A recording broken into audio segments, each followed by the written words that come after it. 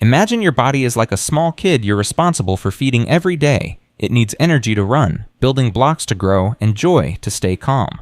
Now imagine you only let that kid eat foods you label as perfect, and everything else is bad. At first, that sounds responsible, but over time, that kid starts getting scared of food instead of fueled by it. That's the strange place where clean eating can quietly turn dangerous. Clean eating usually means choosing foods that are fresh, natural, unprocessed, and pure. Vegetables, fruits, whole grains, lean proteins, lots of water. On paper, it sounds like the healthiest lifestyle ever invented. And here's the important part. Clean eating can be healthy. The danger doesn't come from eating vegetables. It comes from what happens when rules become fear. Let's break this down in the simplest way possible. Your body does not understand food morality. It doesn't know what clean or dirty means. It only understands nutrients, energy, and survival. When you label foods as bad, your brain starts reacting to them like threats. Not treats, not options, threats. That's where problems begin.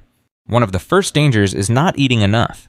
When people chase perfect eating, they often cut more and more foods out. Sugar goes first, then oil, then carbs, then dairy, then anything packaged, then anything eaten outside. Soon the list of allowed foods becomes tiny. Your body, meanwhile, still needs calories.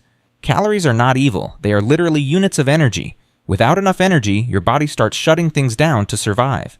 You feel tired all the time. Your hands and feet feel cold. Your hair thins. Your nails break. You feel dizzy when you stand up.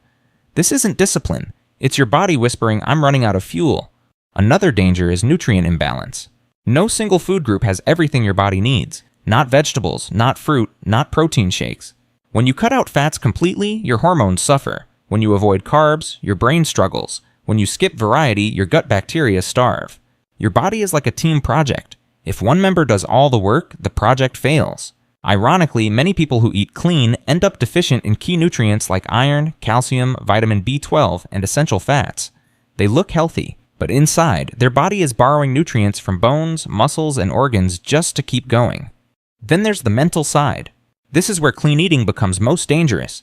When every meal feels like a test, food stops being food. It becomes a judgment of your worth. You don't just eat lunch, you succeed or fail lunch. You don't enjoy dinner, you analyze it. You start avoiding social events because you don't control the menu. You feel anxious at restaurants. You bring your own food everywhere, not because you want to, but because you're scared not to. This pattern has a name, orthorexia. Orthorexia is an unhealthy obsession with eating right. It's not about weight, it's about control and purity. People with orthorexia don't feel free around food, they feel trapped by it. And here's the twist. The more perfect the diet becomes, the more stressed the body gets. Stress raises cortisol. Cortisol messes with digestion, sleep, and hormones. So while the food looks healthy, the body reacts like it's under attack. Your nervous system can't relax if it thinks one wrong bite is dangerous. Another sneaky danger is digestive damage.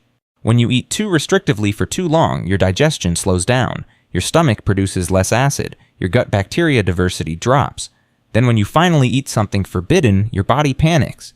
You bloat, you cramp, you feel sick. This doesn't mean the food is bad. It means your body hasn't practiced digesting it.